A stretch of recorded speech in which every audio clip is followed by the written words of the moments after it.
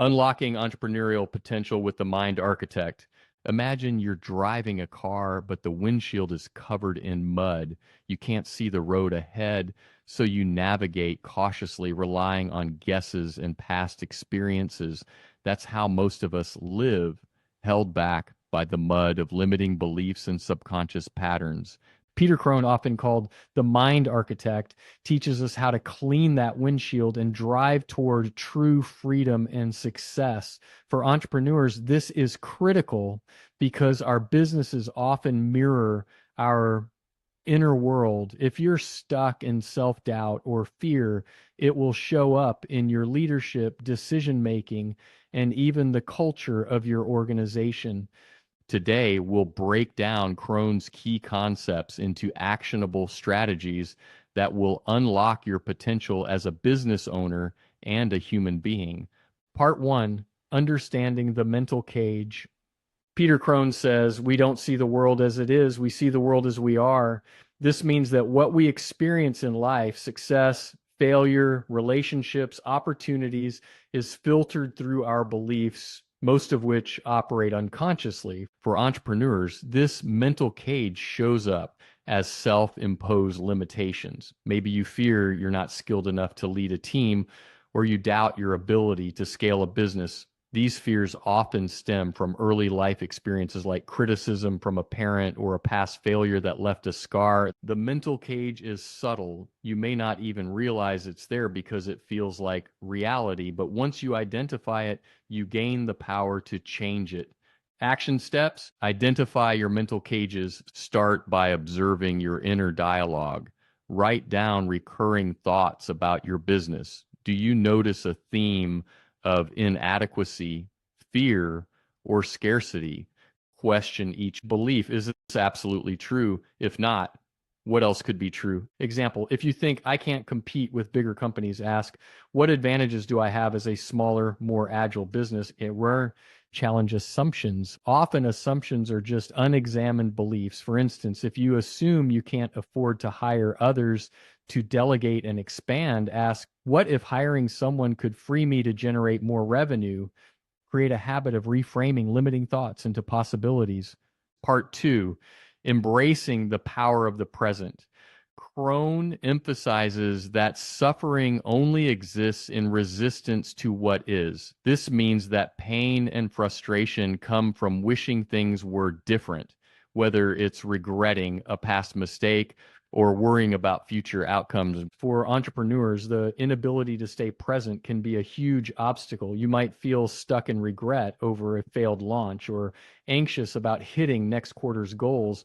Both of these are distractions from what you can do today. Action steps: practice mindful decision making. When facing a decision, pause and breathe. Ask yourself, am I reacting to fear or acting from clarity? Example, if a campaign isn't performing well, instead of panicking and scrapping everything, take a moment to analyze the data calmly and adjust based on facts. Adopt daily presence practices. Start each day with intentional breathing or meditation. This doesn't have to be complicated. Just 5 minutes of focusing on your breath can center you. Use physical anchors like a bracelet or sticky notes with reminders like focus on today to bring you back to the present moment. Staying present isn't just about mindfulness, it's about accepting reality as it is. When you stop resisting what's happening, you free up mental energy to solve problems and create opportunities. Part three, redefining freedom and success. Freedom isn't about achieving external milestones, it's about releasing internal constraints. Similarly, success isn't about what you achieve, it's about how aligned you are with your values and purpose. Entrepreneurs often equate success with hitting certain metrics, revenue goals, client acquisitions, or public recognition. But these external achievements will feel empty if they're not aligned with what truly matters to you. Action steps: clarify your vision. Sit down and journal what success means to you. What do you want your business to give you? Time, freedom, impact, or creativity? Align your strategies with these values. For example, if freedom is a priority, Design a business model that allows flexibility, such as automating operations or outsourcing. Detach from outcomes instead of obsessing over hitting a specific revenue number. Focus on what you can control, delivering value, improving your product, or nurturing relationships. Remember, external results are a byproduct of internal alignment and consistent action. True freedom comes when you no longer need external validation to feel successful. You're free to take risks, innovate, and lead authentically because your sense of worth isn't tied to outcomes. Part 4, breaking free from fear. Fear is often a signal pointing to an area where we're ready to grow. Avoiding fear only makes it stronger, while facing it builds resilience and confidence. For entrepreneurs, fear might look like hesitating to raise your prices, avoiding a difficult conversation with a team member, or doubting your ability to deliver on a big opportunity. Action steps. Reframe fear. Instead of seeing fear as a weakness, view it as a growth opportunity. Ask, what's the worst that could happen and could I handle it? Example. If you're afraid to pitch to an investor, remind yourself that rejection isn't personal, it's part of the process.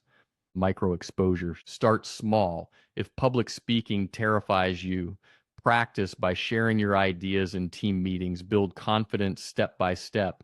When you lean into fear, you expand your comfort zone. Every time you face a fear and survive, you teach your brain that it's capable of handling challenges. Part 5, rewriting limiting beliefs. Beliefs shape your reality. If you believe you're not good at sales, you'll avoid opportunities to improve. If you believe scaling your business is hard, you'll subconsciously create resistance. Rewriting limiting beliefs doesn't mean ignoring challenges. It means choosing empowering interpretations of reality. Action steps. Create a belief audit. Identify 3 areas of your business where you feel stuck. Write down the beliefs driving these feelings. For each belief, craft an alternative. Limiting belief, I'm not good at managing people. New belief, I'm learning to lead effectively. Anchor.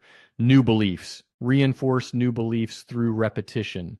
Write them on sticky notes or repeat them during your morning routine. Visualize yourself embodying these beliefs in real life scenarios. Beliefs are habits of thought. The more you practice new, empowering beliefs, the more they'll shape your actions and outcomes. Part 6, building resilience through gratitude. Gratitude shifts your focus from scarcity to abundance. It trains your brain to notice what's working instead of fixating on problems. For entrepreneurs, gratitude can be a powerful tool to stay motivated and resilient during tough times. Action steps. Gratitude journal. Every morning, write down 3 things you're grateful for in your business. This might include a supportive client, a lesson from a mistake, or the freedom to pursue your vision. Celebrate small wins. Create a weekly ritual to acknowledge progress, share wins with your team, or reflect on what went well in a journal. Gratitude isn't about ignoring challenges, it's about balancing your perspective. By recognizing what's good, you build emotional resilience to tackle what's hard. Part 7, stepping into authentic leadership. Authentic leadership is about being real, not perfect. When you lead with honesty and vulnerability, you inspire trust and loyalty. Action steps, authenticity inventory. Reflect on where you might be hiding your true self. Are you putting on a facade with clients or team members? Start showing up more authentically, even if it feels uncomfortable at first. Lead by example. Share your challenges and how you're working through them. This creates a culture of openness and growth. Authenticity isn't a weakness, it's your superpower.